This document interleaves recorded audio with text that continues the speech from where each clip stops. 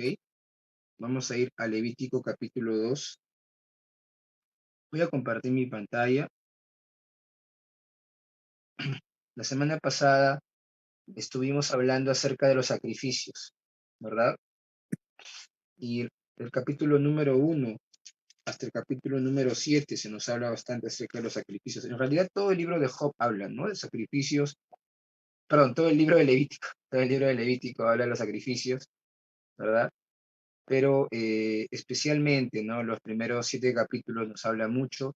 Recordemos que el libro de Levítico es un libro que fue escrito por Moisés, ¿verdad?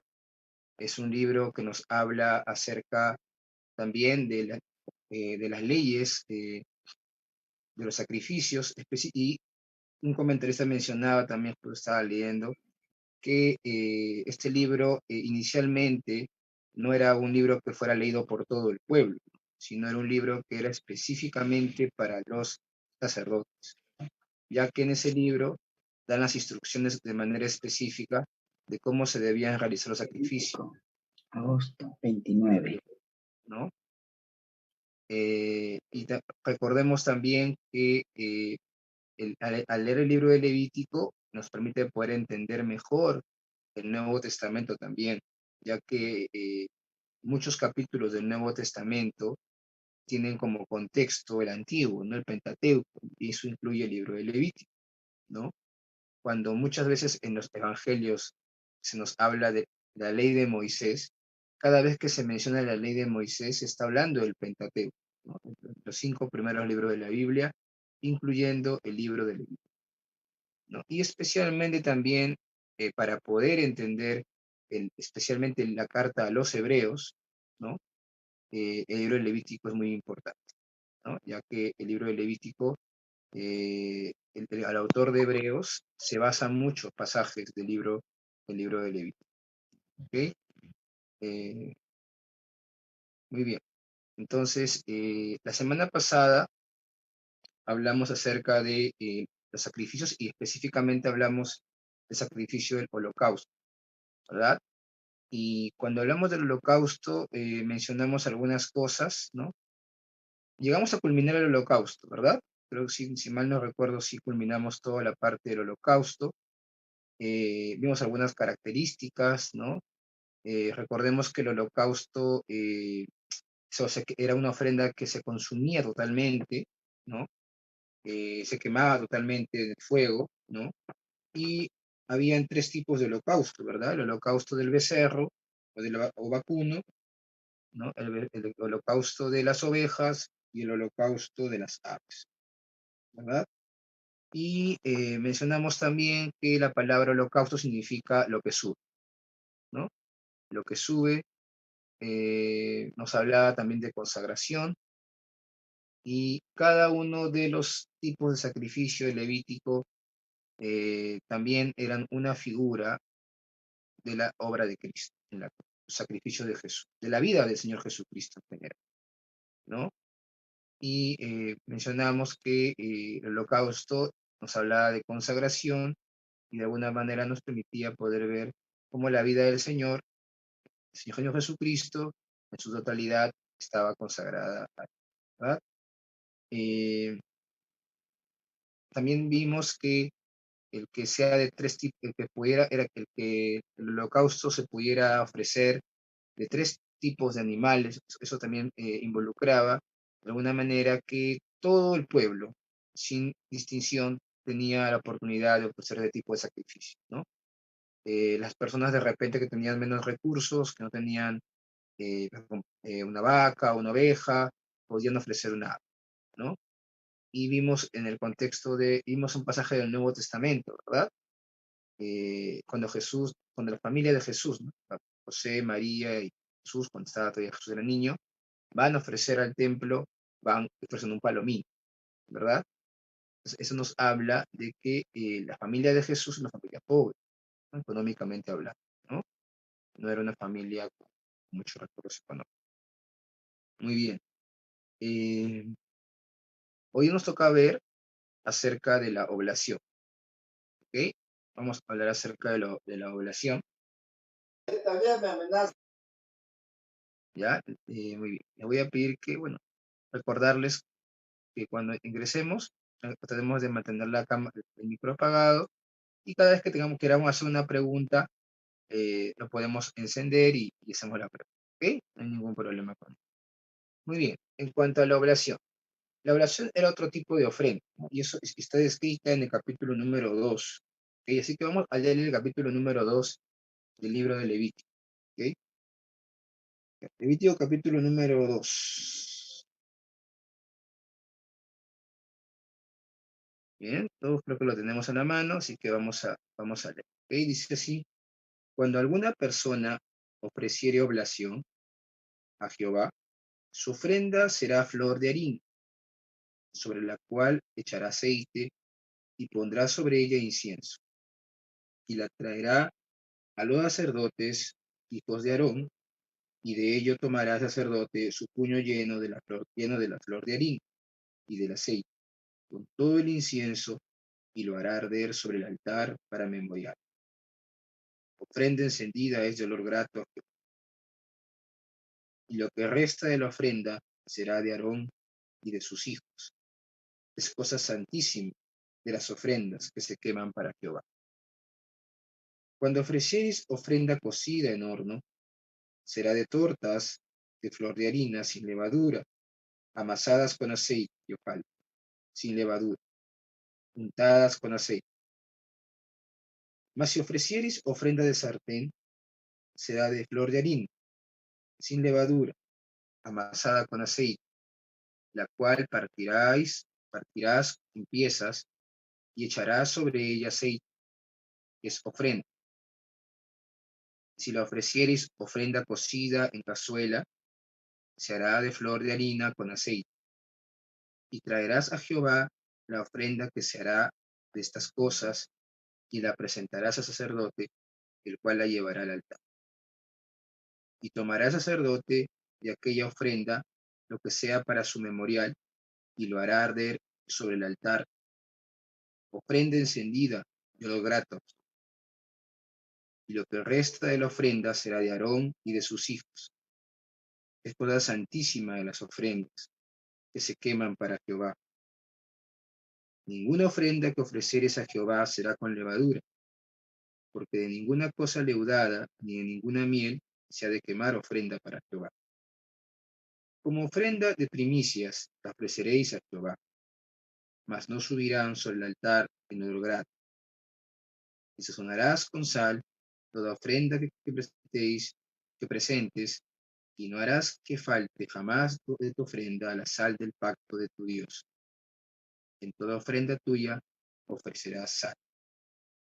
Si ofrecieres a Jehová ofrenda de primicias, tostarás al fuego las espigas verdes y el grano desmenuzado, ofrecerás como ofrenda de tus primicias.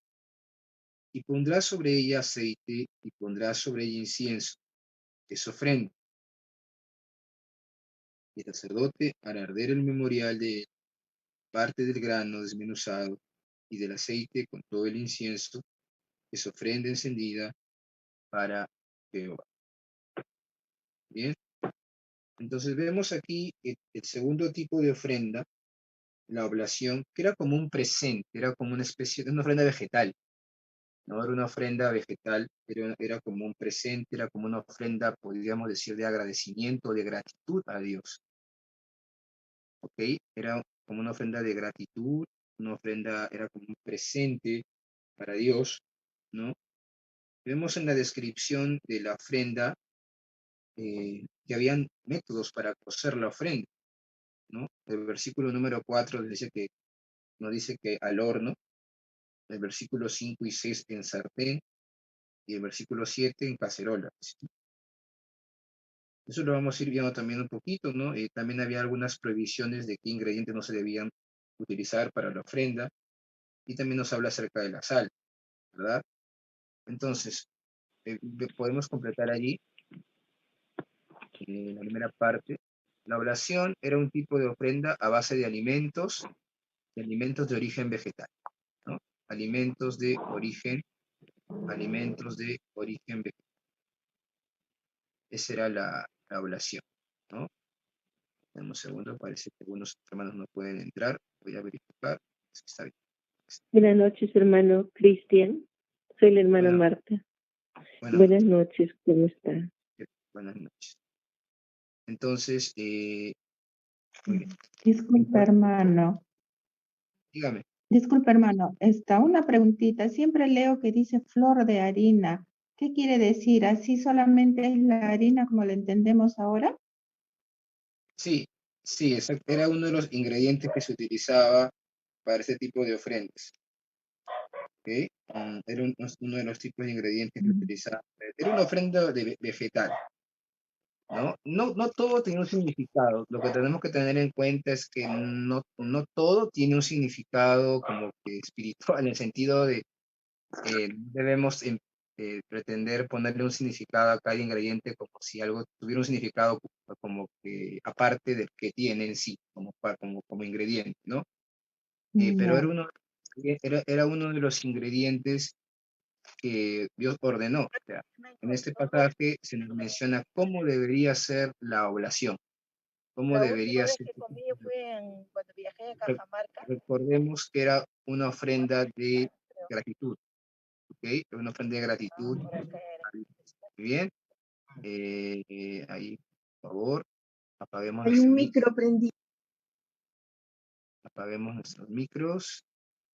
Yo no sé mutear a todos, así que ya, no, ya muteé. Muy bien. Entonces, encontramos algunas características en este tipo de ofrendas. Por ejemplo, estas ofrendas no eran para expiación de pecado, no eran para expiación de pecado, a diferencia de las ofrendas de sangre, ¿no? Estas ofrendas entran dentro del grupo de ofrendas que no se derramaba sangre, ¿ok?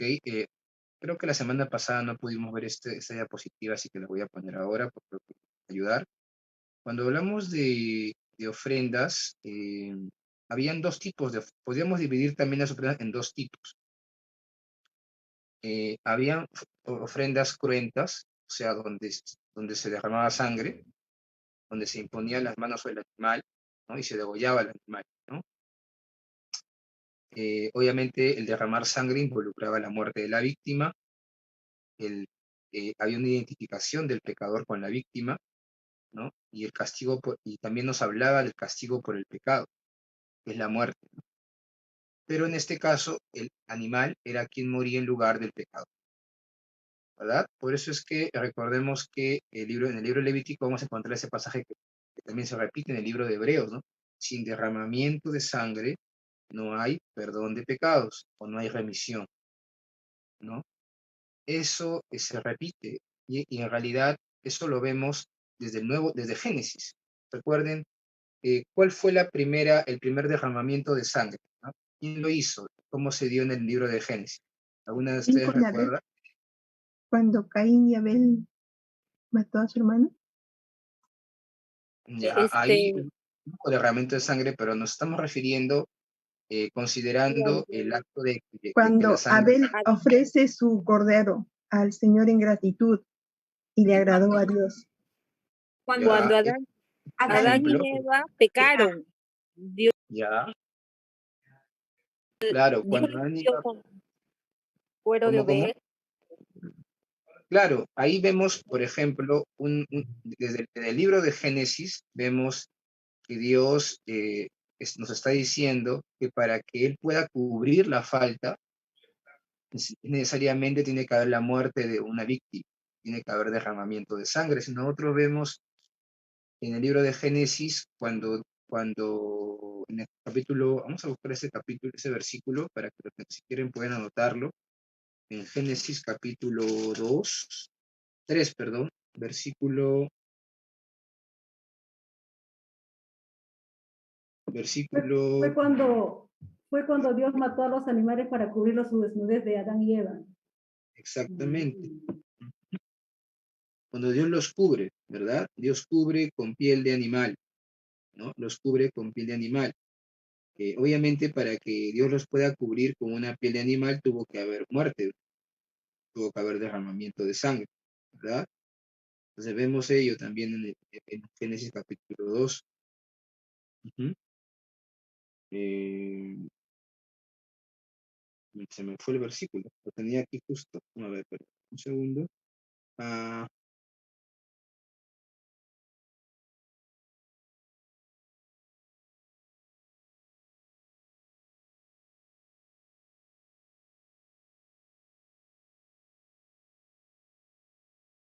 mm,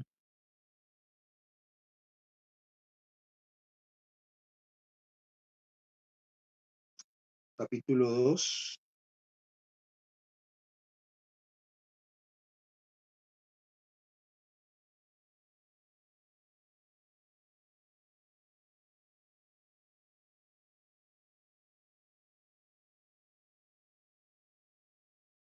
¿Alguno lo encontró? Porque si lo tienen en la mano me lo pueden. Yo lo tenía aquí, no sé si se me perdió de la Biblia. Yo estoy que lo busco ahorita. Pero Es, entendemos perdón, que hermano, ¿no es 3:21 cuando Jehová... 3:21 creo que es. Sí, ajá, 3:21 no es. capítulo aquí está, 21. perfecto. Sí, muy bien. Génesis capítulo 3, versículo 21. Sí, acá lo tenía, no lo estaba viendo. Ok. Muy bien, entonces ahí se nos menciona que Dios hace túnicas de pieles, ¿no? Y los vistió, ¿verdad? Obviamente estas túnicas de pieles nos habla de que para que el hombre fuera cubierto, ¿no? Tuvo que haber un sacrificio, tuvo que haber una víctima, ¿no? Tuvo que haber derramamientos. En ese sentido, ¿no? Se menciona que en realidad el primero que hizo un sacrificio para cubrir al hombre en el libro de Génesis fue el mismo Dios. Fue el mismo Dios, ¿no? Para poder cubrirlos en este momento, ¿no? De las pieles de esos animales. Entonces, en el libro de toda la Biblia, ¿no? Nos habla de derramamiento de sangre, nos habla de sacrificio, ¿no? Vemos el sacrificio también de, como se ha mencionado, ¿no? Vemos cómo se llama el sacrificio de Adán, perdón, el sacrificio de Abel. Vemos también que Abraham, ¿no? Cada vez que Abraham llegaba a un lugar, hacía un sacrificio, ¿no? Hacía una ofrenda a Dios. Vemos también, eso también lo repitieron los patriarcas, ¿no? Lo vemos también en la vida de ¿cómo se llama? Ya después, ¿no? De Moisés, ¿no? Con los sacrificios que Dios ordena en el libro de Levítico, ¿no? Y lo vamos a ir viendo en todo el Nuevo Testamento, ¿no? En todo el Antiguo Testamento. ¿Por qué? Porque los sacrificios, eh, ya en el libro de Levítico, Dios va a estipular la ley del sacrificio. Pero antes de la ley de Levítico, había sacrificios, porque era la manera en la cual Dios, podíamos acercarnos a Dios, ¿ok? Para que el hombre pudiera acercarse a Dios, ¿no? Para que el hombre pudiera tener comunión con Dios, tenía que haber un sacrificio, ¿ok? Pero ya en el libro de Levítico se establecen las leyes específicas para su pueblo, ¿no? Para su pueblo. Ya en el libro de Levítico, digámoslo así, todavía no está formada en sí la nación de Israel, pero está empezando, digamos que está empezando, no ese era el propósito. Dios saca a su pueblo. ¿Por qué? Porque antes de que llegaran a Egipto, el pueblo de Israel eran solamente 70 personas. Recordamos que cuando llegan a Egipto, básicamente era la familia de Jacob, era la familia de Jacob, pero eran 70 personas, ¿no? Cuando salen de Egipto, ya son casi 1 millón, ¿no? Más de 1 millón de personas, ¿no? Aproximadamente, ¿no? Y la nación eran todavía un grupo de tribus, ¿no?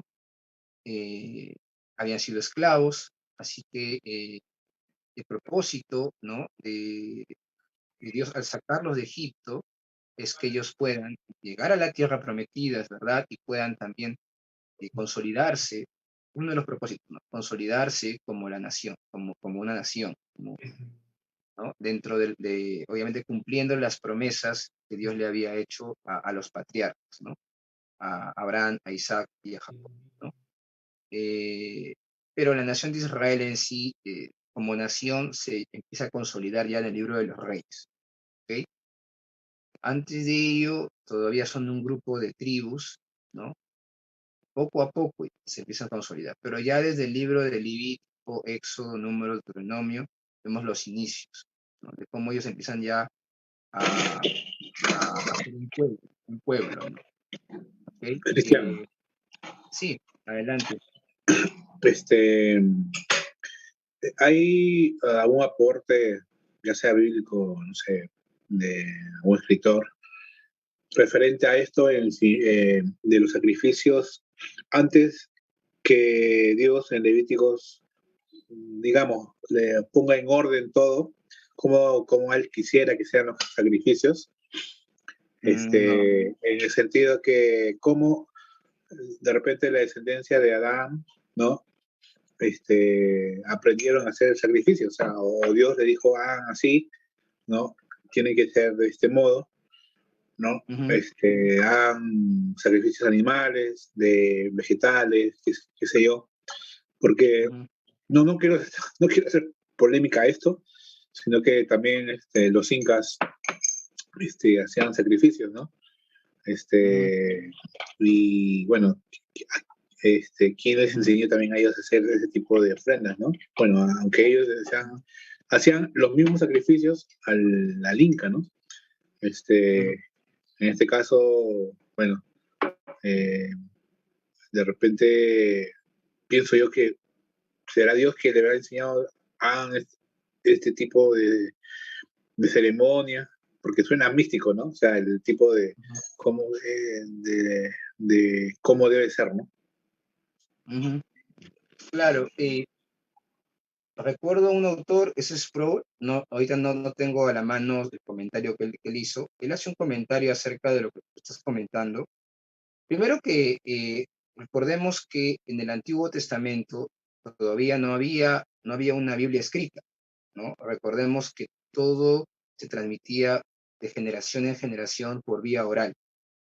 Eso sí se menciona en algunos comentarios, ¿ok? Como por ejemplo Noé, cuando él sale del arca, hace un sacrificio. ¿Por qué hace un sacrificio? ¿De dónde tiene en su mente que tiene que hacer un sacrificio? Bueno, algunos comentaristas mencionan, ¿no? Que se transmitía, obviamente, vía oral, de generación en generación, digámoslo así, por transmisión oral, se transmitía el conocimiento acerca de Dios. Se transmitía ¿cómo se llama? Las tradiciones también, las enseñanzas. Ahora, ¿de dónde ellos aprendieron esto? Se menciona también algunos comentaristas que lo aprendieron obviamente de Adán. ¿Por qué? Porque recordemos que Adán vivió más de casi 1000 años, ¿no? Cuando se da el diluvio, por ejemplo, Noé no llega a conocer a Adán, pero Adán vive bastante tiempo. Ahorita no los puedo mostrar. Cuando vimos el libro de Génesis, hablamos un poco de eso, pero Adán vivió prácticamente casi hasta un poco antes del, si mal no recuerdo, casi el abuelo, por ejemplo, creo que si mal no recuerdo, el abuelo de Noé llegó a conocer a Adán, porque si nosotros hacemos una línea de tiempo con los años que vivió Adán y cada uno de sus descendientes, en la genealogía que se ve en Génesis capítulo, hay una genealogía que está en Génesis, solamente les voy a dar Génesis capítulo 5, cuando se habla de descendientes de Adán, vamos a darnos cuenta que Adán vivió hasta prácticamente el abuelo de Noé llegó a conocer a Adán, ¿no? Entonces quiere decir, obviamente, ¿quién conoció a Dios de primera mano, ¿no? O sea, Adán, ¿no? Adán habló con Dios. Adán podía decirnos cosas que creo que nadie nos puede decir porque él estuvo allí presente. Era un testigo ocular de los hechos, así como una vez me comentaron. Adán fue un testigo ocular de los hechos. Él experimentó como nadie, obviamente, el haber sido creado por Dios, el haber, ¿cómo se llama? Haber sido creado sin pecado, porque no tenía pecado, experimentó la caída y experimentó también las consecuencias del pecado, ¿no? Entonces, eh, nosotros entendemos que el que le ordenó a Adán cómo debía acercarse a él y que debía ofrecer un sacrificio para acercarse a él era el mismo, y que Adán lo transmitió de generación en generación a sus descendientes. Ahora, ¿qué podemos decir de los sacrificios de otros? Sabemos que por historia, ¿no? Que no solamente los hebreos, ¿no? Sino todas las culturas antiguas han ofrecido sacrificios a sus dioses. Recordemos que ellos ofrecían sacrificios a sus dioses, obviamente que no eran dioses, ¿no? Ellos adoraban a la luna, al sol, ¿no? Recordemos que el inicio de esta adoración a los astros, ¿no? A las estrellas, se da precisamente en la Torre de Babel, ¿no? En la Torre de Babel se da el inicio, algunos comentaristas mencionan, de la adoración al sol, a las estrellas, y de ahí se dispersó. Recordemos que antes de la Torre de Babel, toda la humanidad estaba en un punto. Eso fue antes del diluvio inclusive, ¿no?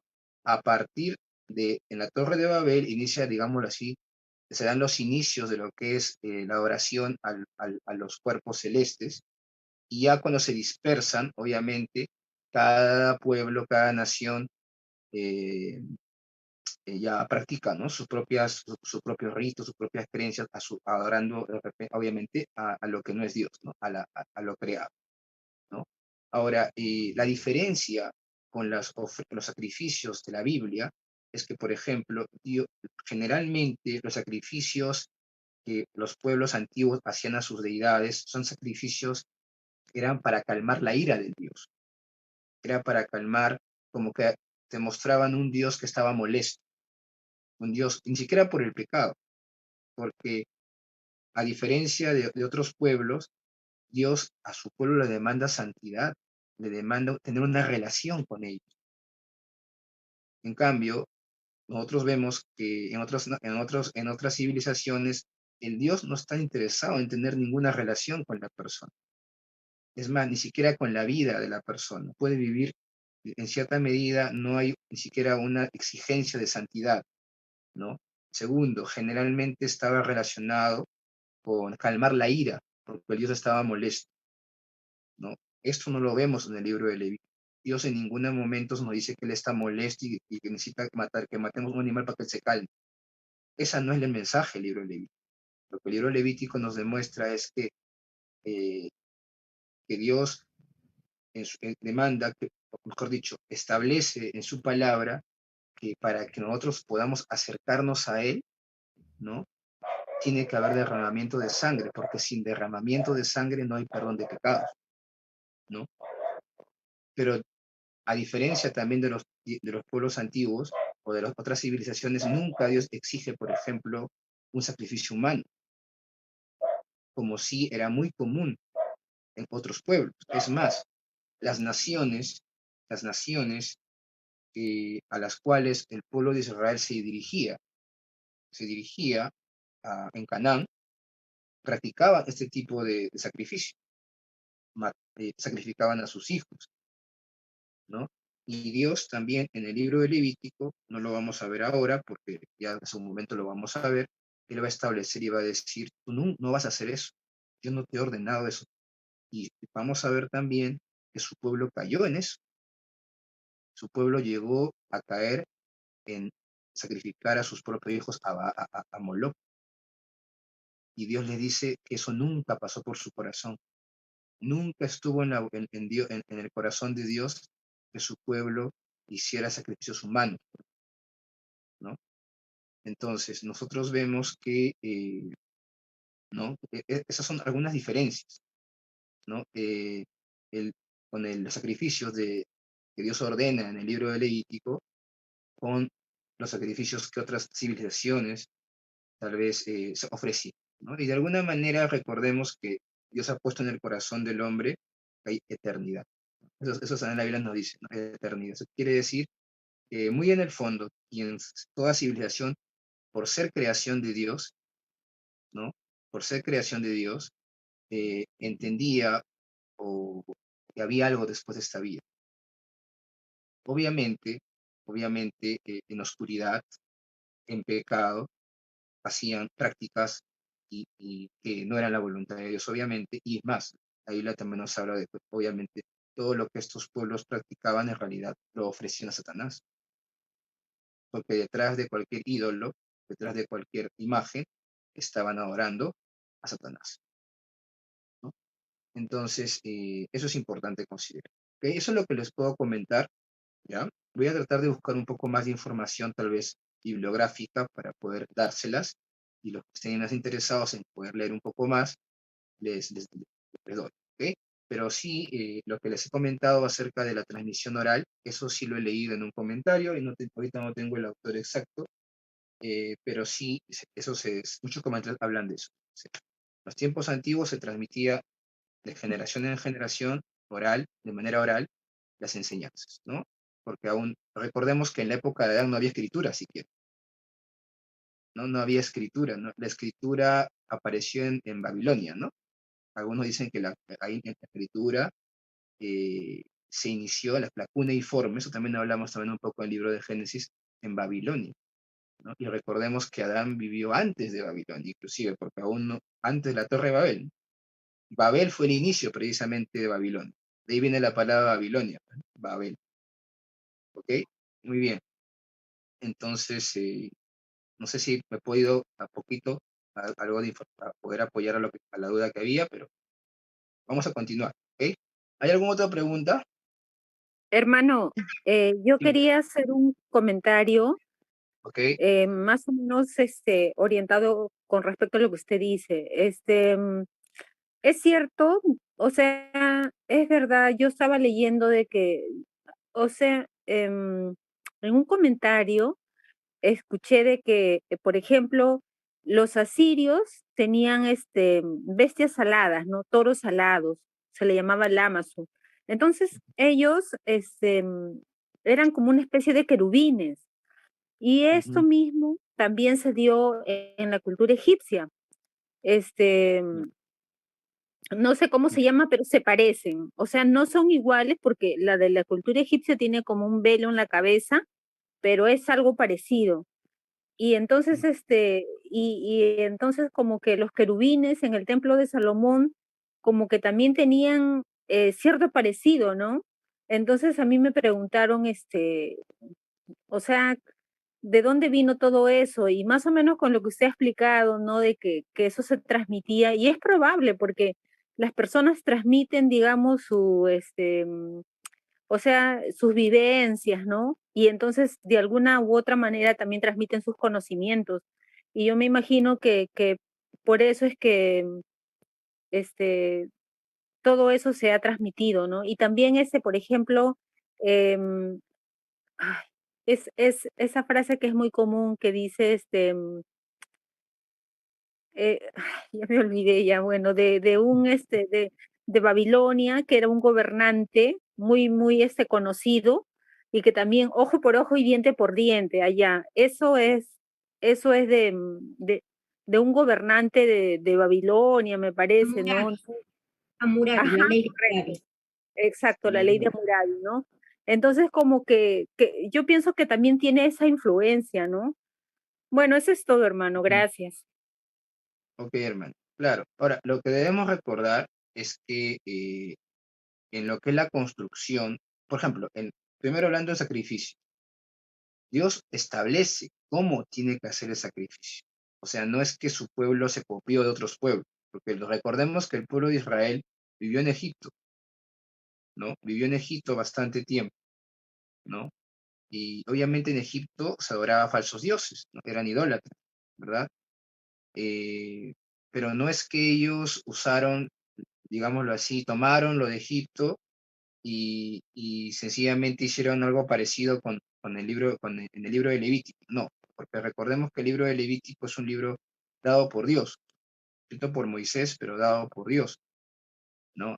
Obviamente, si ustedes buscan comentarios, van a encontrar un montón de información, aún de personas que no son creyentes, ¿no? Y entonces tenemos que tener mucho cuidado, porque inclusive van a encontrar y van a decir, no, Moisés era un egipcio. Moisés fue un egipcio, porque él vivió bastante tiempo como Egipto, como un egipcio, ¿no? Recordemos que los primeros 40 años de vida de Moisés, él prácticamente vivió como un egipcio. Él era un egipcio. O sea, de Claro, sangre él era nació era un allá. israelita, pero él había crecido, había sido educado en Egipto. Pero la Biblia también nos habla de que en su corazón él nunca olvidó sus raíces, porque su mamá le sembró la palabra de Dios, le sembró, ¿cómo se llama? ¿Quién era él? ¿Quién era su pueblo? ¿Quién era su Dios? Por eso es que cuando Moisés vio que mataban a uno de sus hermanos, él lo defendió, porque recordemos que los primeros años de su vida lo crió su mamá. Él no sabía que era su mamá, pero lo crió su mamá, ¿no? Entonces, pero después él vive como un Egipto. Entonces, algunos comentaristas van a decir que en realidad, obviamente, tratando de negar la inspiración de la palabra de Dios, porque aquí tiene que ver mucho, hermanos, que nosotros entendamos, como dice Pedro, que toda la escritura es inspirada por Dios. ¿Amén? Toda la escritura es inspirada por Dios. Que los santos hombres de Dios hablaron siendo inspirados por Dios, ¿verdad? Eso quiere decir que Moisés, cuando él escribe el libro de Levítico, él no está haciendo una recopilación y tratando de acomodar las cosas a cómo se hacía en Egipto, sino que lo que él está escribiendo viene de Dios, viene de la mente de Dios. Está inspirado por Dios. Igual, en el templo de Israel, en el templo de lo que usted ha mencionado, por ejemplo, del templo, todo lo que se hizo también fue de acuerdo a lo que Dios estableció o ordenó, ¿no? Y bueno, ¿no? Entonces debemos siempre recordar ello. Muy bien, entonces para ir ya a continuar con lo que estábamos hablando, hay dos tipos, los sacrificios del libro de Levítico los podemos dividir en dos partes, ¿ok? Cruentas e incruentas. Cruentas porque hay derramamiento de sangre, ¿no? Porque involucra, como les menciono, que el pecador se identifica con la víctima. Es el acto de poner la mano sobre el animal,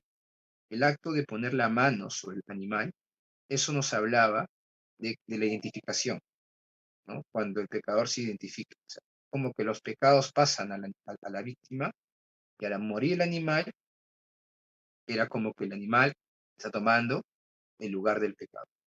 Y todo esto también Dios nos habla de lo que Dios estableció desde un principio, ¿no? Que la paga del pecado es muerte, ¿no? Y eso lo vemos desde Génesis, cuando el Señor le dice a Adán y Eva, ¿no?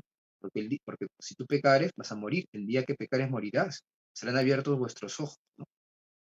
No, perdón, eso le dice la serpiente a Adán y Eva, ¿no? Pero Dios que le había dicho, si tú comes del árbol, vas a morir, ¿no? La paga del pecado es muerte. Igual lo vemos en Romanos, ¿verdad? Romanos capítulo 3. Entonces, eso también nos habla el libro del libro de Levítico, ¿no? Que la paga del pecado es muerte. Entonces, al morir el animal, era como que el castigo por el pecado, digámoslo así, que era la muerte, no moría la persona, pero sí moría el animal. Ahora, como también nos habla el libro de Hebreos, recordemos que obviamente esto era de manera momentánea, ¿no? ¿Por qué? Porque la muerte de un animal no podía ofrecer salvación permanente o perdón permanente. Por eso es que constantemente tenían que hacer sacrificio, constantemente. ¿Ok? A diferencia del sacrificio de Jesús, ¿verdad? Jesús ha hecho solo un sacrificio y con ese sacrificio nos ha obtenido salvación y perdón eterno. Eso también nos habla el libro de Hebreos, ¿no? Vamos a ir a Hebreos, a ver, para ir a ese pasaje, para que podamos leerlo. Vamos a buscar, ok, el libro de Hebreos, capítulo 9.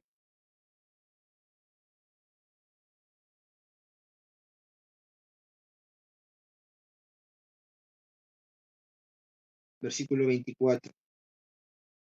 Vamos a leerlo inclusive el capítulo 9, versículo 13 y 14.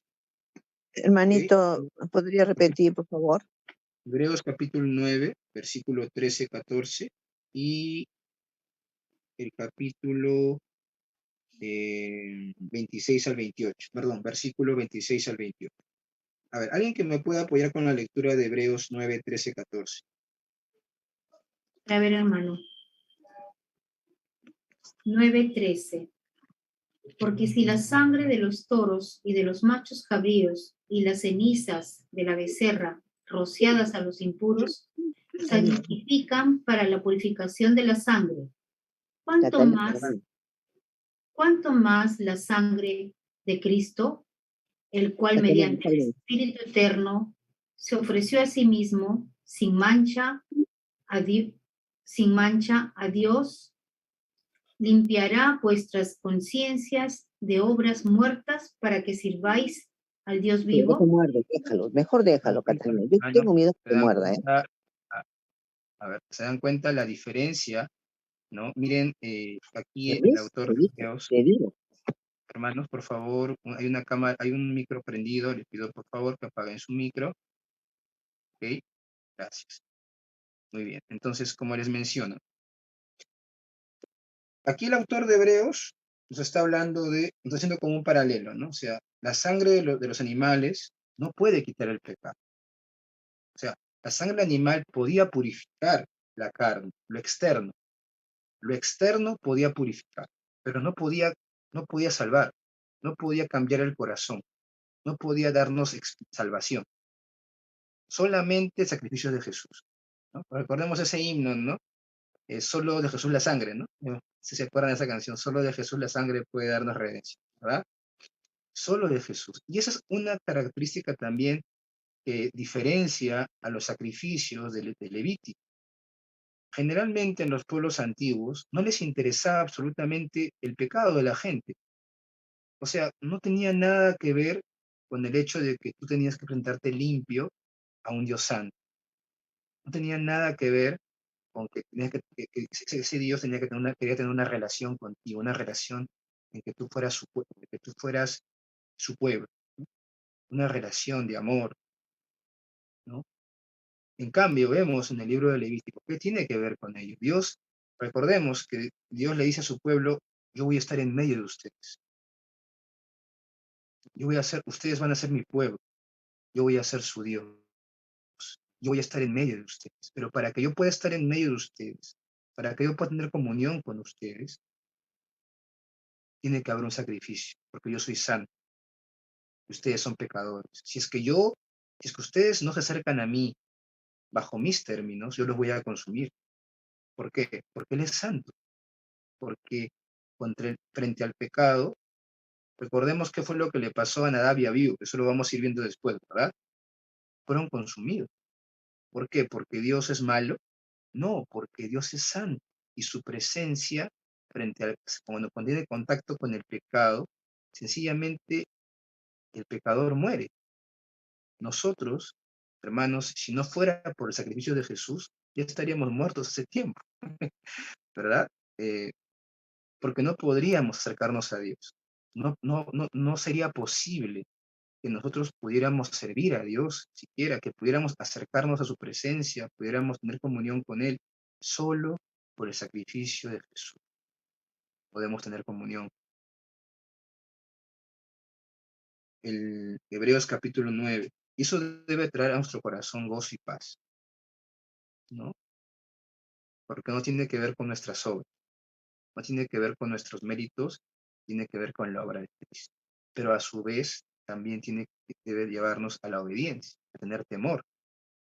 Temor no de miedo, sino temor de reverencia, ¿no? A Dios. Hebreos capítulo 9, versículo 26 al 28. Aquí está hablando el autor de Hebreos de Jesús. A ver, alguien que lo pueda leer. Le voy a pedir a ver al hermano, a ver, alguien más que lea para que nos... A ver, hermana Marta, ¿nos puede apoyar con la lectura? Hebreos 9, 26 al 28.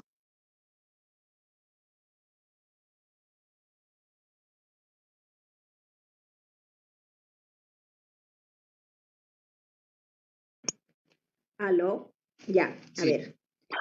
Hebreos 9, del 26 al 28, ¿no? Ya, dice así. De otra manera, hubiera sido necesario padecer muchas veces desde el principio del mundo, pero ahora, en la consumación de los tiempos, se presentó una vez para siempre por el sacrificio de sí mismo para quitar de en medio el pecado.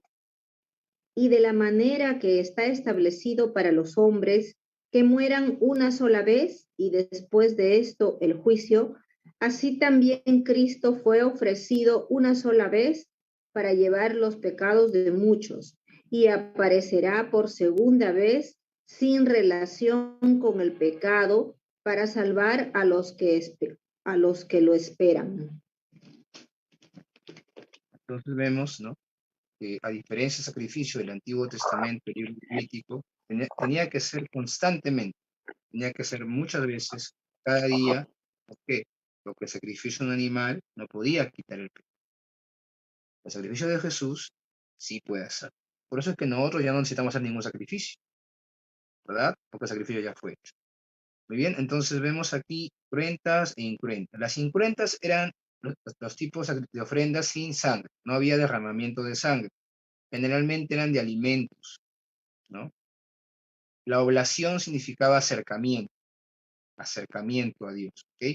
Y era de alimentos, y generalmente esas ofrendas eran como ofrendas de gratitud. Se ofrecían fruto de la tierra, el fruto de la labor de la mano de la obra, y vamos a ver que se ofrecía sin levadura y sin miel, ¿no? ¿Por qué? Porque ahorita vamos a ver un poco el detalle de esa parte, ¿ok? Muy bien, voy a cortar esta diapositiva y vamos a continuar llenándola separada. Entonces, nos hemos quedado casi estamos empezando esta parte, pero bueno, está bien, porque obviamente hay muchas dudas y es importante poder avanzar poco a poco, ¿ok? Estas ofrendas no eran para expiación de pecado, debido a que no involucraba derramamiento de sangre. Era una especie de, ahí completamos, ofrenda de gratitud. Era un regalo, era una especie de regalo u ofrenda de gratitud a Dios, ¿ok?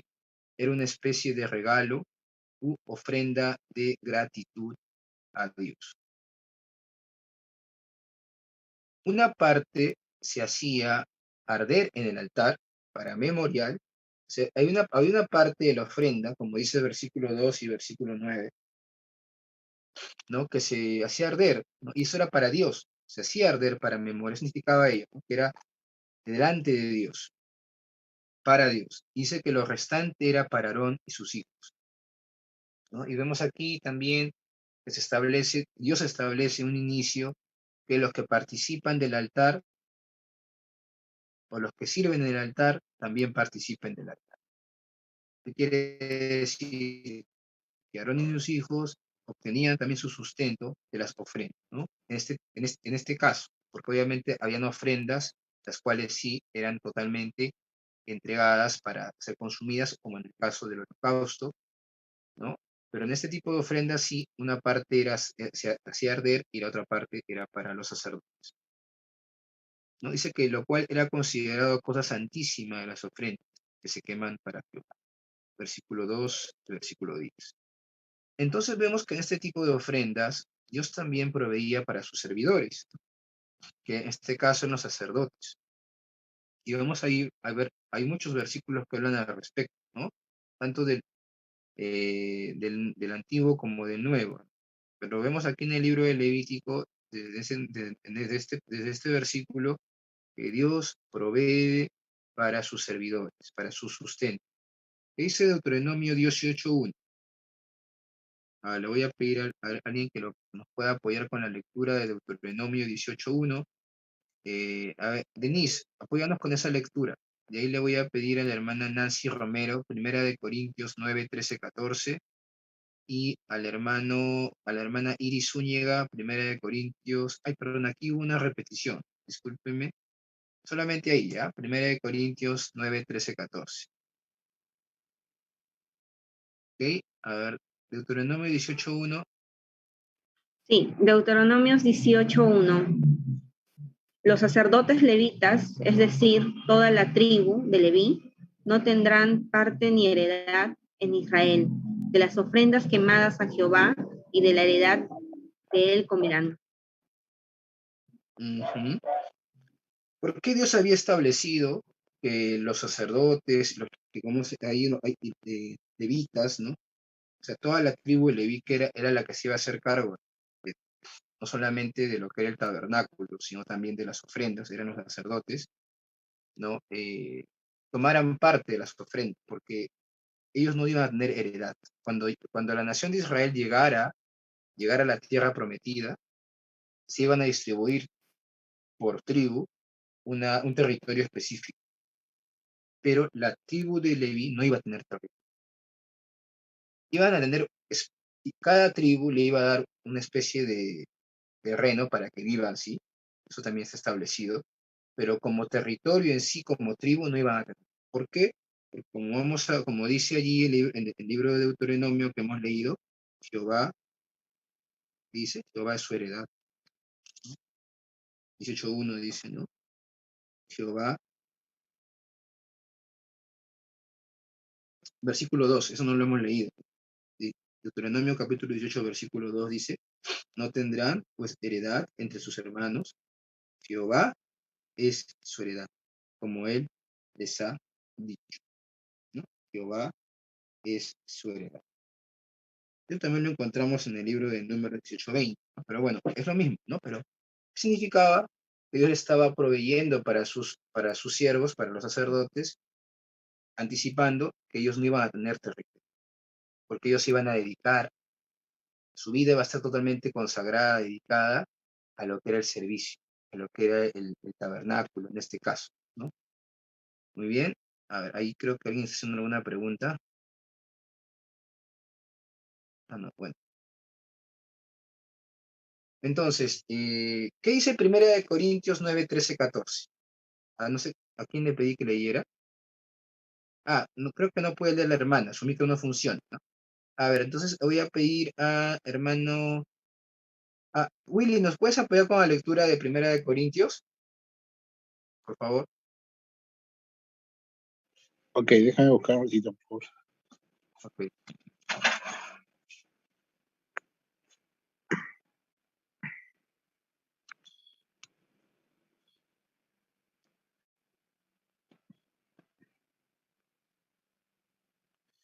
Primera de Corintios 9, 13 al 14, ¿no? Ajá.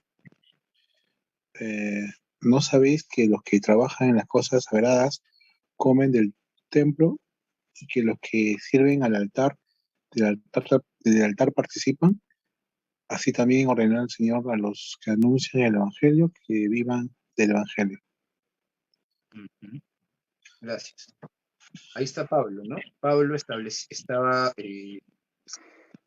haciendo referencia precisamente, él habla del templo, porque se está haciendo referencia ya a los sacerdotes como ministraban en el templo de Jerusalén, pero también estamos hablando de los sacerdotes que ministraban en el tabernáculo, en un inicio. Dice Pablo que los sacerdotes, ¿no? Tomaban parte de las ofrendas. ¿Por qué? Porque eso había sido establecido por Dios. Y este mismo principio del Antiguo Testamento, Pablo lo utiliza para argumentar, ¿no? Que los apóstoles o los que se dedicaban a la predicación y a la enseñanza del Evangelio en el Nuevo Testamento tenían también el derecho de tener sustento por parte de las iglesias, porque ellos se dedicaban, y Dios lo había establecido así, ¿no? Entonces Pablo usa ese mismo, digámoslo así, lo que Dios había establecido en el Antiguo para poder determinar que en el Nuevo Testamento va a ser igual. Dios ha establecido también que los que se dedican, así como los sacerdotes del Antiguo Testamento, que se dedicaban al servicio del tabernáculo, ¿no? Al servicio del templo, podían participar y tener su sustento de las ofrendas, de la misma manera. Ahora los siervos de Dios en el Nuevo Testamento podían también tener su sustento de las iglesias, ¿no? Muy bien. Vamos a continuar. Hay un micro prendido. ¿Quién ha prendido su micro? Le pido por favor que lo pueda apagar. No sé quién es. No puedo apagarlo. A ver. Creo que ya lo apago. Muy bien. Hermana Luz Alfaro, dígame, tiene una pregunta, me parece. Sí, lo que yo quería decirle más bien, la memoria que tenían era privilegiada, porque para que puedan contar todo lo acontecido en el Antiguo Testamento, pero gracias a que Moisés tuvo esa inspiración divina, pudo recopilar toda esa información. Pero de igual manera, posterior al Pentateuco, lo que se ha recopilado de los escritos son de las transmisiones verbales, o sea que realmente era prodigiosa esa memoria de esa época, ¿no? Situación muy diferente a la nuestra, que a veces con un solo capítulo ya nos olvidamos al día siguiente. Claro, pero claro, debemos recordar que esa transmisión oral de la que les comenté, estábamos hablando específicamente cuando no había escritura, ¿no? Estábamos hablando de la época de Adán, ¿no? En la época de Noé, ¿no? En la cual se transmitía de manera oral. Recordemos que también ya todavía en esta época, Dios, no sé, digámoslo así, no toda la gente tenía un conocimiento de Dios. Dios escogía a un hombre específicamente, ¿no? Por ejemplo, escogía a Noé, escogía a los patriarcas, ¿no? Es más, ¿no? Con Abraham, Dios, a través de Abraham, ¿no?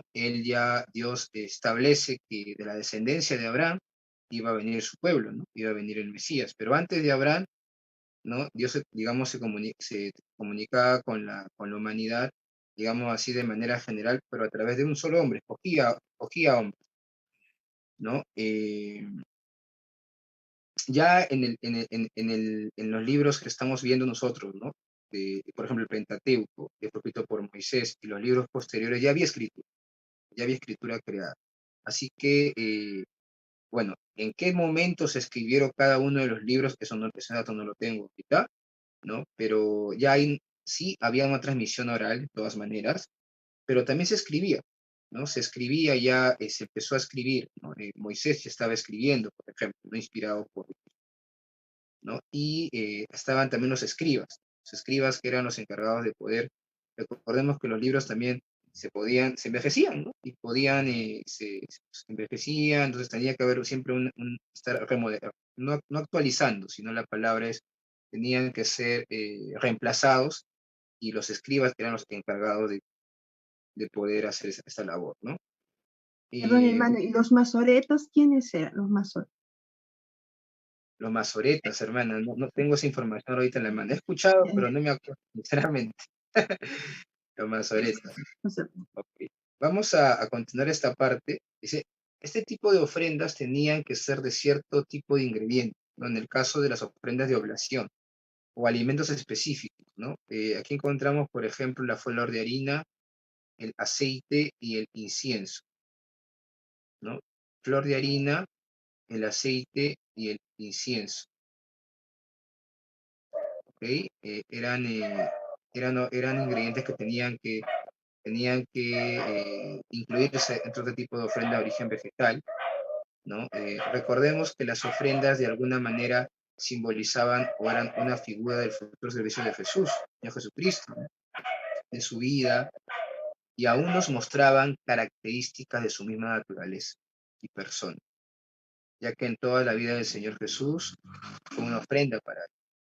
Su vida era un perfume de olor fragante, de constante obediencia y pecado, que subía como olor grato a Dios. Eso dice Hebreos capítulo 7, versículo 26. Muy bien. ¿Qué tipo de ofrendas se podían ofrecer? Eran de tres maneras, ¿no? Se pueden mejor dicho, ¿no? Las ofrendas de oblación se podían ofrecer de tres maneras. Versículo 4 nos menciona que eran cocidas en horno, después de sartén y cocidas en cazuela, ¿no? Eran de tres tipos digámoslo así, de manera que se pueden ofrecer. Habían otros ingredientes. Se nos habla de la levadura, la miel y la sal. Ahora, los dos primeros, levadura y miel, se nos menciona que no debían ser incluidos en las ofrendas, a diferencia de la sal, ¿no? Versículo 11 nos dice, ¿no? Ninguna ofrenda que ofreceréis a Jehová será con levadura, porque de ninguna cosa leudada y ninguna miel se ha de quemar ofrenda para Jehová. Ahora, ¿por qué se prohibía esto? Algunos mencionan que la levadura y la miel fermentaban, o sea, hacían que la ofrenda se pudiera fermentar con más facilidad, porque son ingredientes que fácilmente pueden ser atacados por bacterias, entonces hacía que la ofrenda fácilmente se pudiera fermentar, se pudiera malograr. Eso hablando de, digámoslo así, desde los ingredientes. Pero también se menciona que en el Antiguo Testamento la levadura, específicamente la levadura, era un símbolo de ahí se me fue la palabra, hermano. Tenía putrefacción, putrefacción, ¿no? Era lo que se quería evitar, pero era un símbolo del pecado, la levadura era un símbolo de corrupción, esa es la palabra. Era un símbolo de corrupción, era un símbolo de... Y ya vamos a ver que en el Nuevo Testamento, Pablo utiliza precisamente, se habla mucho de la levadura relacionándolo con la hipocresía, relacionándolo con el pecado, ¿no? Por otro lado, se nos habla de la sal, ¿no? La sal sí debía ser un ingrediente que debía formar parte de la ofrenda. Es más, no debía faltar, ¿no? Dice versículo 13, ¿no? Ahí como podemos poner aquí, que yo no puse ese detalle, Levítico 2:13 dice que no debía faltar ese ingrediente. Sazonarás con sal toda ofrenda que presentes y no harás que falte jamás de tu ofrenda la sal del pacto de Dios. A diferencia de la levadura que simbolizaba la corrupción, la sal simbolizaba la preservación. La sal, sabemos que la sal evita, ¿no? Que se malogren los alimentos. Es más, era usada antiguamente, y ahora se utiliza en algunos lugares, como una especie de conservador, ¿no? Conserva, ¿no? Los alimentos, evita que se malogren, ¿no? Y recordemos en el Nuevo Testamento que también se nos habla de la sal, ¿verdad? Jesús dice, ustedes son la sal de la tierra. ¿Recuerdan ese pasaje? Entonces podemos hacer algunas aplicaciones aquí. Por ejemplo, en Génesis capítulo 4, versículo 4 al 5. Vamos a leer ese pasaje, ¿ok? Génesis capítulo 4, versículo 4 al 5.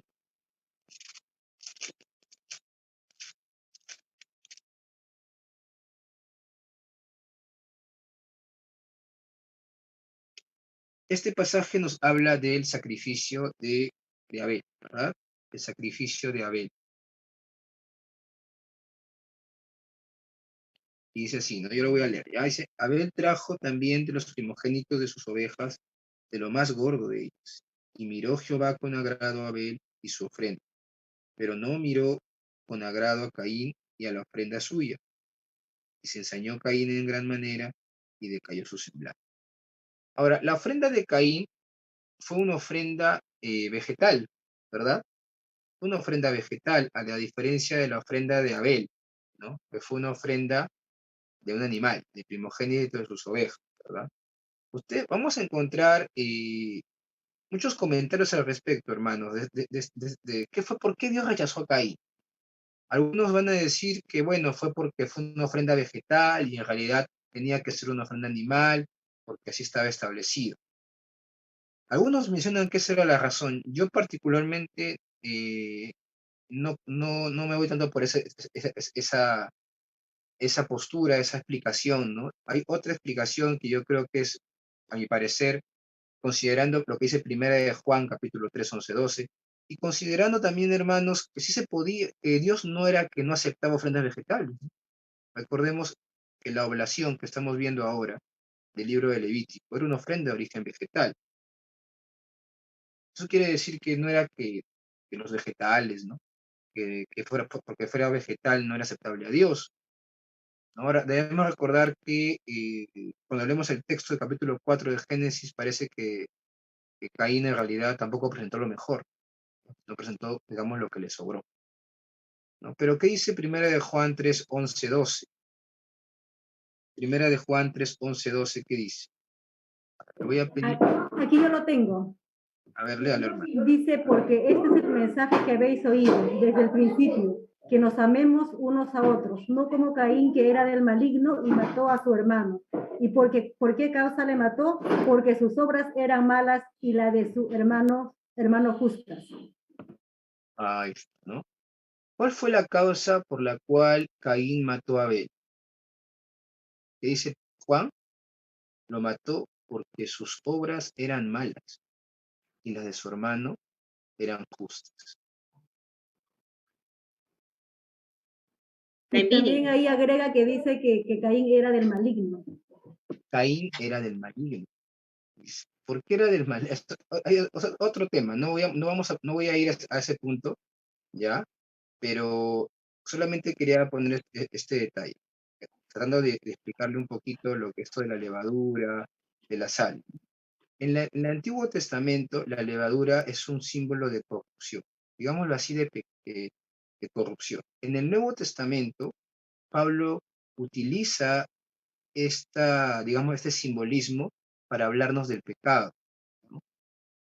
Entonces, ¿qué podemos entender aquí? Cuando Caín presenta su ofrenda a Dios, más allá del tipo de ofrenda, su corazón tenía envidia de su hermano. Es más, vemos esa actitud de Caín de perseguir a su hermano o de odiar a su hermano porque él hacía las cosas bien. Esa misma dice que Caín era del maligno. Esa actitud, eso es del maligno, hermanos. Y eso lo vamos a ver en toda la historia bíblica, desde Génesis hasta el Apocalipsis. Siempre los que no son de Dios van a perseguir a los que son de Dios. ¿No? La nación de Israel fue perseguida, muchas veces fue torturada y hasta ahora, ¿no?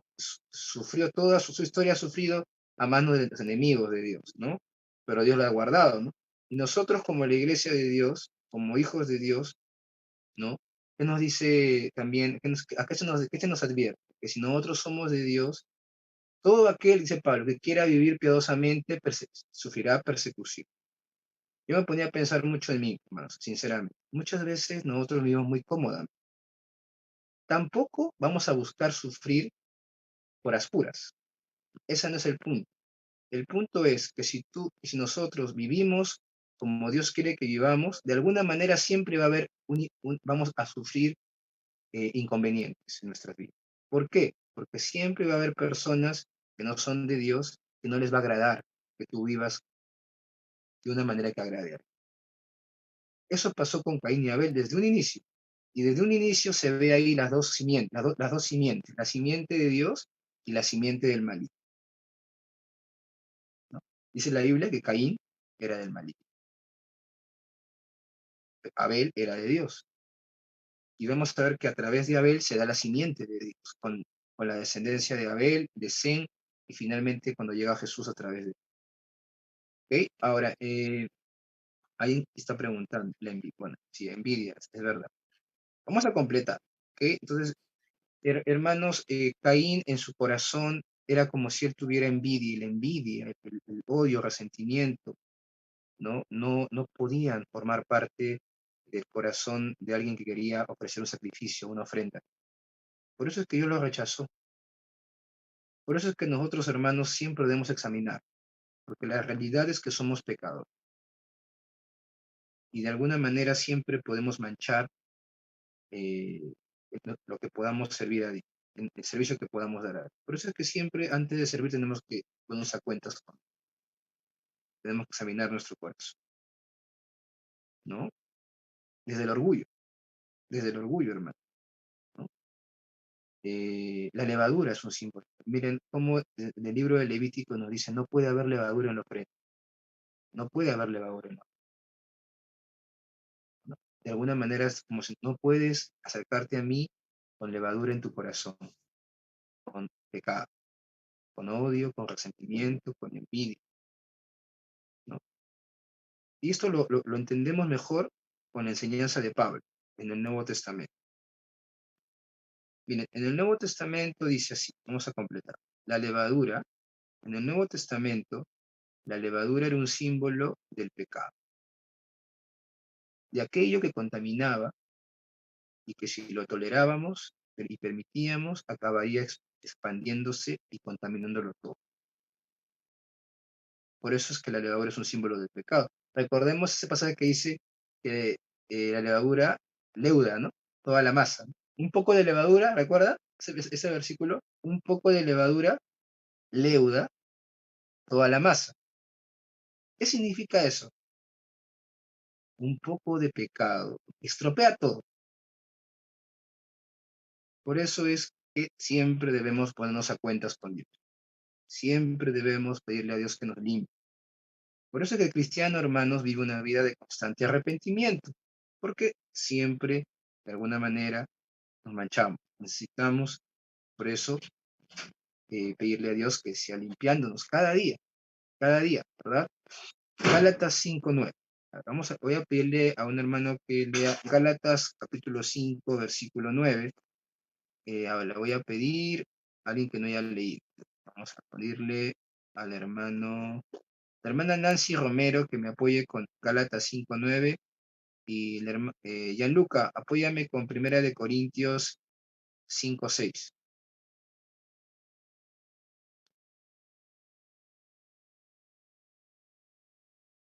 Ya, Cristian. Gracias. Gálatas 5:9, hermana Nancy le pedí, ¿verdad? Hermana Nancy, ¿lo puede por favor leer?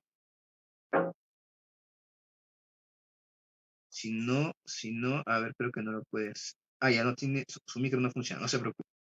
Hermano Pablo, ¿puede apoyarnos con la lectura de Gálatas 5:9? Ya con esto vamos culminando, ya, la verdad que sí. Gálatas 5:9.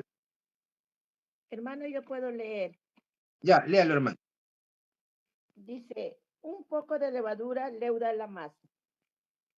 Un poco de levadura leuda toda la masa. ¿No? Toda la masa. Leuda toda la masa. Y ahí Pablo, si nosotros leemos el contexto del versículo, ¿no? Estaba hablando a los hermanos de que ellos estaban empezando a retroceder en su fe, porque estaban empezando a querer justificarse por la ley y no buscar la gracia de Dios. Estaban empezando, ¿no?, a querer pretender que Dios los justifique por circuncidándose, ¿no?, y no por creer en Jesús, ¿no? Y ahí les dice Pablo, ¿no? Un poco de levadura leuda toda la masa. Quiere decir que si ustedes permiten que el pecado entre en su corazón y pretenden ser justos delante de Dios por sus obras y no por la fe en Jesús, eso finalmente llevará a alejarlos de Dios, ¿no? Va a contaminar. Un poco de levadura leuda toda. Por eso es que decimos que en el Nuevo Testamento la levadura es un símbolo de pecado, ¿no? Ahora, ¿qué dice Primera de Corintios 5:6? Ya, dice, no es buena vuestra jactancia. ¿No sabéis que un poco de levadura leuda toda la masa? Ahí está, ¿verdad? Primera de Corintios 5:6. Ahí está hablando de la jactancia, del orgullo, ¿no? De la soberbia, ¿no? Primera de Corintios 5:6 dice, no es buena vuestra jactancia. Y ahí vamos a ir viendo más abajo, no voy a adelantarme, cómo Pablo utiliza esta enseñanza de levadura del Antiguo Testamento para enseñar algunas cosas importantes para la vida de los creyentes. Entonces vemos que el Señor Jesús tomó la levadura como un elemento para darnos enseñanzas. El mismo Señor Jesús toma la levadura como un elemento para darnos enseñanzas. Por ejemplo, en Marcos capítulo 8, versículo 14 al 16 y Lucas 12, 1-3, ¿no?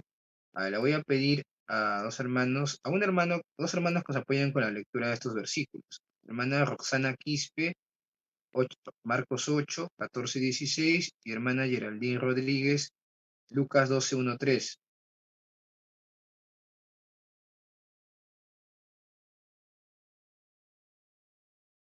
A ver, ¿lo tienen a la mano, hermanos? Ya, hermano. Gracias. Marcos 8, 14, 16, ¿verdad? Ajá. Ya. Habían olvidado de traer pan y no tenían sino un pan consigo en la barca. Y él les mandó diciendo, mirad, guardaos de la levadura de los fariseos y de la levadura de Herodes. Y discutían entre sí diciendo, es porque no trajimos pan. Gracias. ¿También leo Lucas? Sí. Hasta el 17, ahí yo me comí del versículo. Lucas 12, 1 al 3, hermano. Buenas noches. ¿Aló? Sí, a ver, léalo, hermana, léalo, no se preocupe, léalo. En esto, juntándose por millares la multitud, tanto que unos a otros se atropellaban, comenzó a decir a sus discípulos, perdón, primeramente, guardaos de la levadura de los fariseos, que es la hipocresía, porque nada hay encubierto que no haya de descubrirse, ni oculto que no haya de saberse. Por tanto, todo lo que habéis dicho en tinieblas, a la luz se oirá, y lo que habéis hablado al oído en los aposentos, se proclamará en las azoteas. Amén. Entonces vemos en estos dos pasajes en la cual el Señor Jesucristo está hablando de la levadura a sus discípulos. Tanto en Marcos como en Lucas, él habla y les dice, no, guárdense, o sea, cuídense de la levadura de los fariseos y de Herodes. Y en Lucas dice, cuídense de la levadura de los fariseos, que es la hipocresía, ¿no? Entonces, aquí vemos Jesús usando la levadura, o sea, la levadura era un símbolo en el Nuevo Testamento de lo que es el pecado, de lo que es la hipocresía, ¿no? Y dice, un poco de levadura le da toda la masa, ¿no? ¿Qué implica eso? Que si nosotros permitimos que la hipocresía se albergue en nuestro corazón, en nuestras vidas, finalmente eso va a llevarnos a vivir eh, una vida que no le agrada a Dios, ¿no? Ahí yo les he dejado ese espacio para que ustedes puedan completar. La idea de ese espacio es que ustedes puedan decir, puedan completar cómo estos textos, cómo podemos aplicarlo a nuestra vida, ¿no? Cómo podemos aplicar a nuestra vida. Cuando Jesús nos dice, ¿de qué manera, hermano, nos podemos cuidar de la hipocresía? Como dice Jesús, ¿no? Cuídense de la... ¿Por qué Jesús le dice a sus apóstoles, sus discípulos, cuídense de la levadura de Herodes, de los fariseos, que es la hipocresía? Porque cabía la posibilidad de que ellos también cayeran en lo mismo, ¿sí o no? Sí. Sí, claro que sí. Por eso les dicen, ¿no? Porque ellos, discípulos, también podían caer en lo mismo, podían caer en la hipocresía. Y nosotros también, hermano. Por eso debemos siempre confesar nuestro pecado delante de Dios. No debemos ocultar nuestro pecado, sino debemos confesarlo delante de Dios. Y si es necesario compartir con algún hermano que nos pueda ayudar, también, porque siempre es bueno también rendir cuenta, ¿no? Nos va a ayudar, ¿no? Entonces, ¿cómo nos podemos cuidar de la hipocresía? ¿Qué piensan? A ver, aquí quiero que puedan participar algunos. ¿Cómo podemos cuidarnos? Cuando Jesús nos dice, cuídense de la levadura de Herodes, cuídense de la levadura de los fariseos. Ahora, Herodes, sería interesante saber cómo era Herodes, ¿no? O cuando dice, cuídense de la levadura de Herodes, está hablando del pecado de Herodes. ¿Cómo era Herodes, no? Herodes era un hombre gobernado por sus pasiones. Era un hombre que había tenido como esposa, había matado a su hermano para quedarse con la esposa del hermano, y había matado a Juan el Bautista simplemente por complacer a la hija de porque la hija de su esposa le pidió que si es que ella bailaba para él, le podía pedir cualquier cosa. Y ella pide la cabeza de Juan el Bautista. Herodes era un símbolo, es un símbolo, digámoslo así, de un hombre que vive gobernado por sus pasiones. Y eso también es algo que nosotros debemos examinar nuestro corazón, ¿no? Porque todos luchamos con diversas cosas, con diversas pasiones. Es más, ¿no? Quien diga que no está mintiendo, porque la Biblia en el Nuevo Testamento nos dice que Elías era un hombre sujeto a pasión, y aún así Dios lo oyó, y él oró, y no llovió por 7 años. ¿Por qué? Porque obviamente Elías era un hombre que buscaba a Dios, pero eso no significaba que era un hombre perfecto, que era un hombre que no podía fallar ni pecar. Igual somos nosotros.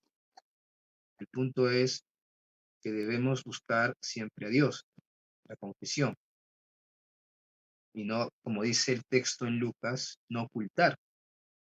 Nuestro corazón tiene la tendencia, como está leyendo a un autor, en la semana leí a un autor, que nuestro corazón tiene la tendencia, y es así en todos, cuando tenemos un éxito o las cosas van bien, lo ponemos en todos lados, ¿no? En Facebook, en Instagram, lo proclamamos, ¿no? Todo lo bueno así es el hombre en general. hace cosas buenas y trata de que todo el mundo se entere. Pero cuando hace algo malo, la tendencia es a ocultar, ¿no? Y así somos todos. Disculpen, Algo que entonces, quisiera acotar de repente con respecto al tema de acerca de la levadura es un poco cuando, por ejemplo, no sé si han probado los picarones y que cuando lo preparan le echan un poco de levadura y eso hace de que una masa pequeña se vuelva grande y que el picarón esté así como que inflado, ¿no? Y cuando hay como un vacío dentro del picarón o de repente al pan cuando le echan mucha levadura, hace de que dentro del pan esté como que hay un hueco, un vacío. Entonces, de repente yo lo asocio un poco a que a veces la levadura hace de que dentro de nosotros hay un vacío que de repente se evidencia a través de la envidia, del orgullo, de la jactancia, como compartían a los anteriores versículos, ¿no? Entonces la pregunta de cómo es que podemos cuidarnos de alguna manera, ¿no? O evaluar o examinarnos respecto a nuestro corazón, si es que hay esa levadura, ¿no? Si hay ese vacío, que puede haber envidia, jactancia, ¿no?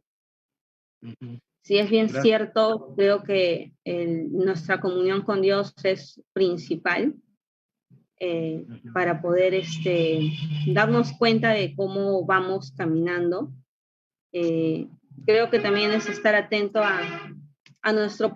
ser, que la verdad, ser sinceros no solamente con Dios, sino también bueno, en primer lugar con Dios, ¿no? Y ser sinceros también con uno mismo, ¿no? De nuestra propia realidad como seres humanos, ¿no? Ya que considero de que realmente todos en sí estamos expuestos, cristianos, no cristianos, hijos de Dios o no hijos de Dios, más los que no son hijos de Dios, a tener pecado, ¿no? Como son la envidia, la jactancia, el orgullo, ¿no? Entonces yo considero que quizá de esa manera uno puede evaluar, ¿no? O examinar el vacío que puede haber en el corazón. Es muy fácil.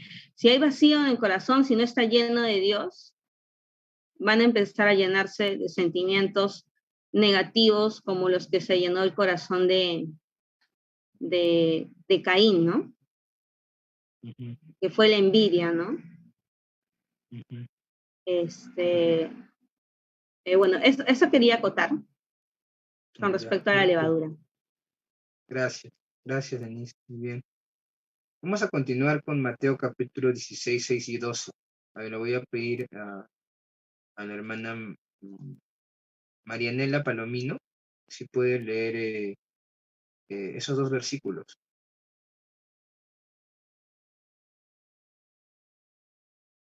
Si no está si no puede, porque no me está. Si puede. No lo he buscado todavía. De repente puedo buscar qué versículo, disculpe, es lo que tengo que leer. Mateo 16, 6 y 12. A ver, aquí está. Un ratito que lo estoy buscando. Ay. Mateo.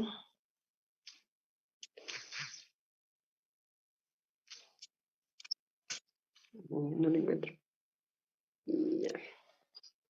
Mateo 16, 22, 6, ¿no? No, Mateo 16, 6 y 2. 6 y 2. Dice, y Jesús les dijo, mirad, guardaos de la levadura de los fariseos y de los saduceos. Y el 12 dice, entonces, entendieron que no les había dicho que se guardasen de la levadura del pan, sino de la doctrina de los fariseos y de los saduceos. Gracias. Gracias. Ahí también está hablando acerca de la doctrina de tanto los fariseos como los saduceos. También aquí podemos entender, hermanos, que nosotros siempre tenemos que cuidarnos de quién aprendemos, o sea, de las enseñanzas que recibimos. Gracias a Dios tenemos una iglesia que nos enseña sana doctrina. Pero nosotros sabemos que actualmente hay mucho enseñanza que no es correcta, que no es correspondiente a sana doctrina. Y nosotros estamos muy expuestos a esa enseñanza porque está por todos lados. Están en los libros, están en la internet, por ejemplo, el Evangelio de la Prosperidad, ¿no? Entonces, es una de las cosas que también Dios nos dice, ¿no? Cuídense de la doctrina. Debemos perseverar. Por eso es que nuestra iglesia nos anima a poder leer nuestra Biblia, ¿no? Porque nosotros, la única manera que podamos conocer es a través de la Biblia. Si nosotros leemos la Biblia y conocemos a Dios, no vamos a ser engañados, porque en la Biblia lo que vamos a saber distinguir la verdad del error, como dice también el apóstol Juan en su primera carta, ¿no? Entonces nosotros tenemos que apelar a Dios que nos dé siempre discernimiento para poder siempre permanecer en la sana doctrina. ¿Y bien? Dice Primera de Corintios 5, 7 al 8. Le voy a pedir a la hermana Luz Altuna si nos puede guiar con la lectura de Primera de Corintios 5, 7, 8.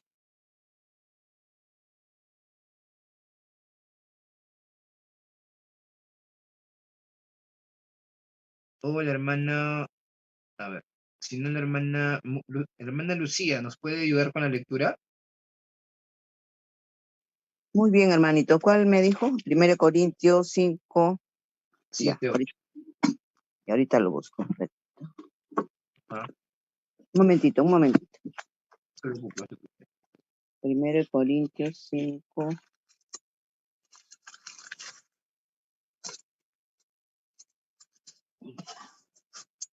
Cinco, 7, 8.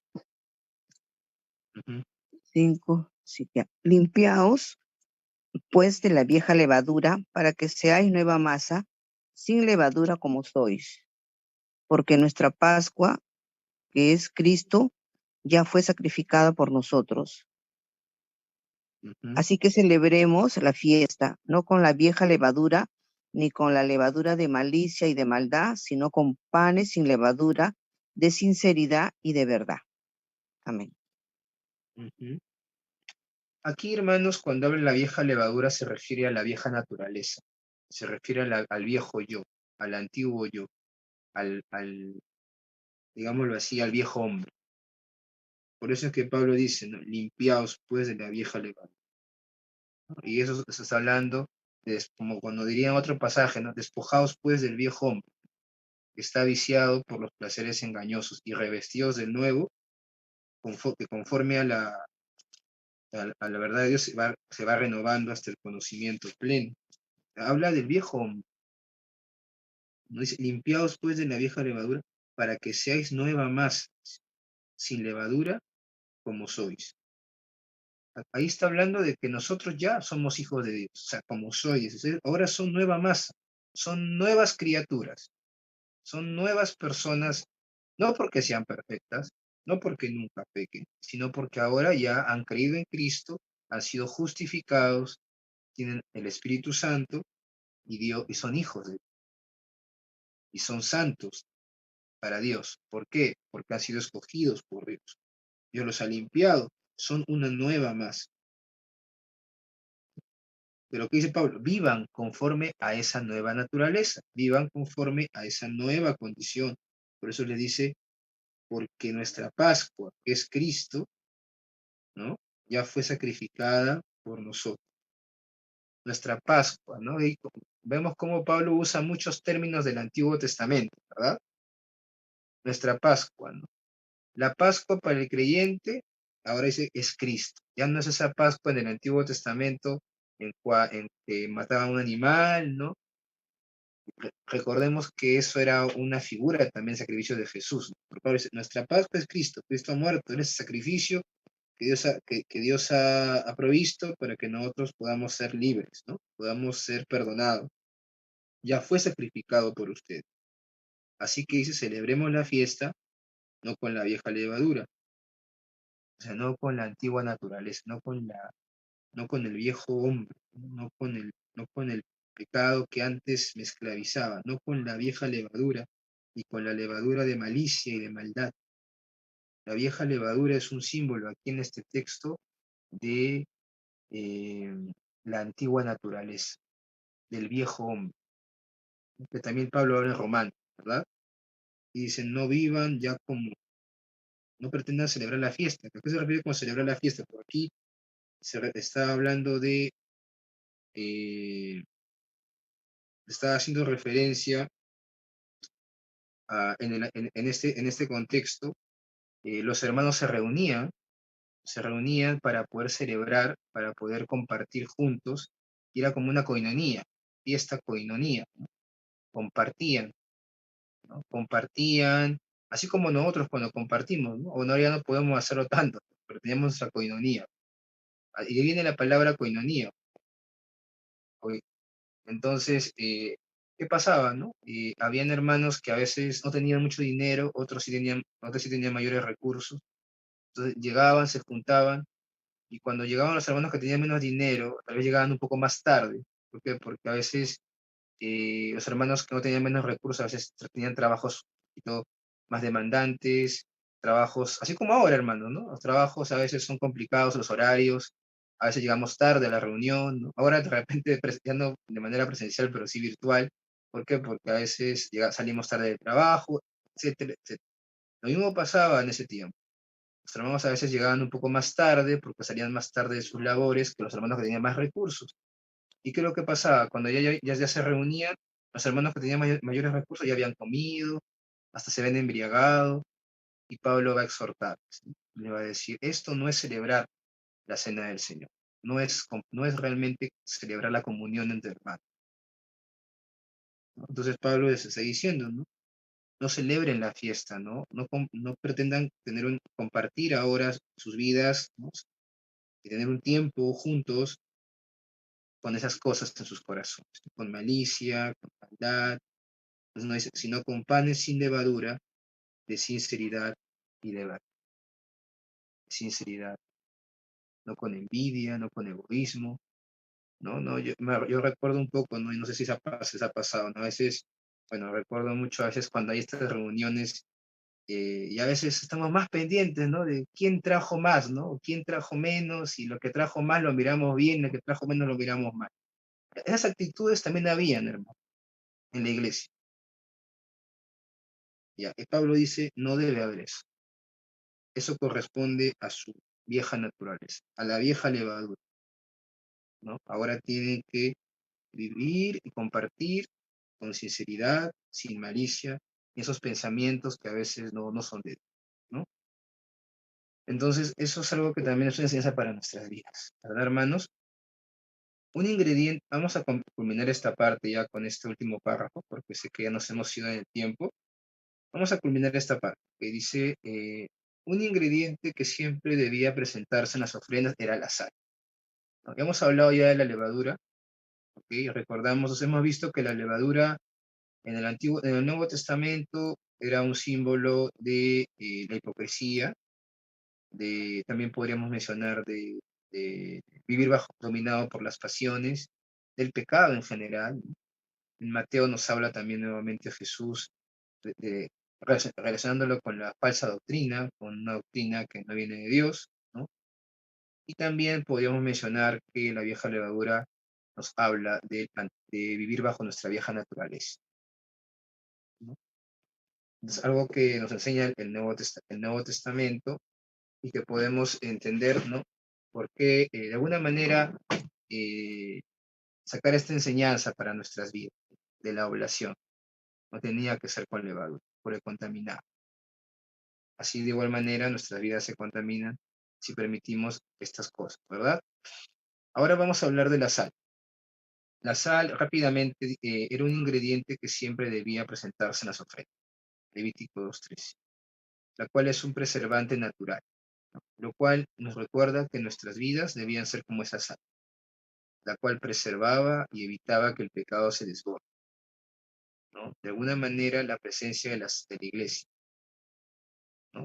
Dice ser como esa sal, la cual preservaba y evitaba que el pecado se desborde. De alguna manera, la presencia de la iglesia, aquí me olvidé completar una parte, no sé, creo que cumple esa misma función, ¿ah? Porque, hermanos, ¿qué evita que el pecado se desborde así? en este mundo, la presencia de la iglesia. ¿Por qué? Porque la iglesia, al estar presente en este mundo, está presente el Espíritu Santo. Está presente el Espíritu Santo. Y hay un pasaje en el Nuevo Testamento cuando Pablo habla de los últimos tiempos, cuando la iglesia sea quitada. ¿Cuándo va a suceder esto? En el arrebatamiento, cuando la iglesia sea quitada, por eso el pecado se va a desbordar. Por eso de ahí le habla que esos tiempos van a ser tiempos de tribulación. No solamente por eso, pero una de las cosas que va a suceder es que obviamente la presencia del Espíritu Santo a través de la iglesia se va a ir. Y si vivimos ahora y vemos cómo están las cosas, imagínense si la presencia de la iglesia en el mundo, ¿no? Qué terrible esos tiempos van a ser, ¿verdad, hermanos? La Biblia nos habla de ello, ¿verdad? Entonces, la sal era un preservante natural, y en esos versículos también de Mateo y Marcos, el Señor Jesús nos anima, nos exhorta a poder tener sal, ¿no? O sea, y es más, Él dice, ustedes son la sal de la tierra, ¿no? Mateo 5:13, ¿ok? Vamos a leer Mateo 5:13. Yo lo voy a leer ya para culminar esta parte. Dice así, ¿no? Dice, vosotros sois la sal de la tierra, pero si la sal se desvaneciese, ¿con qué será salada?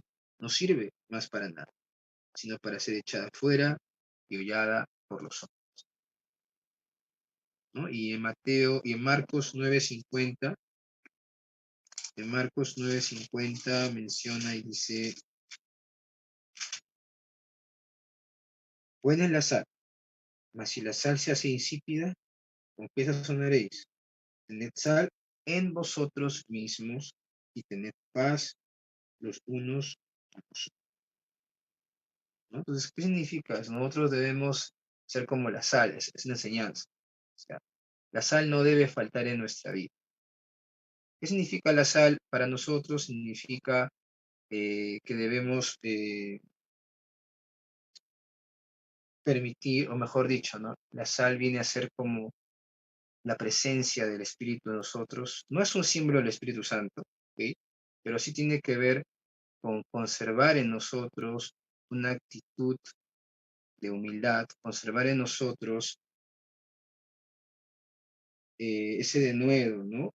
En nuestra búsqueda de Dios, ¿no? El poder estar en paz con los demás también, ¿no? Que nuestras vidas puedan ser vidas que reflejen que somos de Dios, ¿no? Porque nuestras vidas también se pueden volver insípidas. Por eso el autor, el evangelista dice, ¿no? Si la sal es insípida, ¿con qué la sazonaréis? Ustedes son la sal. Cumplimos esa función, ¿no? O sea, ¿qué nos pide Dios? Seamos como la sal. Así como la sal no podía faltar en la oblación, tenía que ser parte, ¿no? Igual Dios nos dice, no, tus vidas deben ser como la sal. No debe faltar sal. O sea, ustedes deben cumplir esa función de ser diferentes en este mundo, de preservar, ¿no?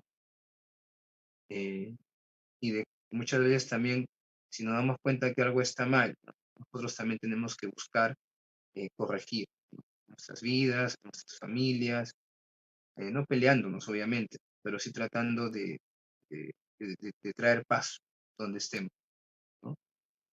Entonces, esa es una también de las funciones, de los ingredientes que formaban parte de la ofrenda, que tenían que formar parte, mejor dicho, de la ofrenda de la oblación, ¿no? Y que podemos de alguna manera sacar una enseñanza para nuestra vida, ¿no? A través de la sal, ¿no?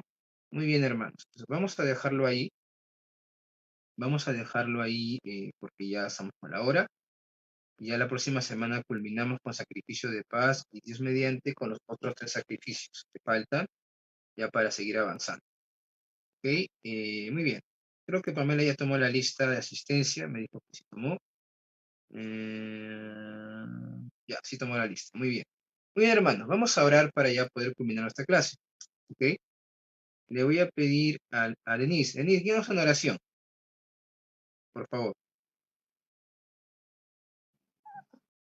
Gracias, Señor, por este tiempo, Padre, porque sabemos que tú nos hablas mediante tu palabra, Padre. Te agradecemos, Señor, por tu enseñanza, Señor. Te pedimos que nos guardes, Padre, y que lo que hemos escuchado, Padre, se cale en nuestros corazones, Señor, en nuestra mente y pueda llevarse por obra, Padre. Gracias, Señor. Bendice este día, Señor. Bendice este tiempo, Padre. Bendice a cada uno de mis hermanos, Padre. En el nombre precioso de tu Hijo Jesucristo, Señora. Amén. Amén. Muy bien, hermanos. Dios les bendiga. Que tengan un bonito feriado el día de mañana. Bendiciones. Nos vemos. Bendiciones, hermano Bendiciones, Cristian. hermano. Gracias. Que Dios los bendiga. Hasta luego, hermano. Bendiciones, hermanitas. Gracias, hermano Cristian. Gracias, hermana. Bendiciones.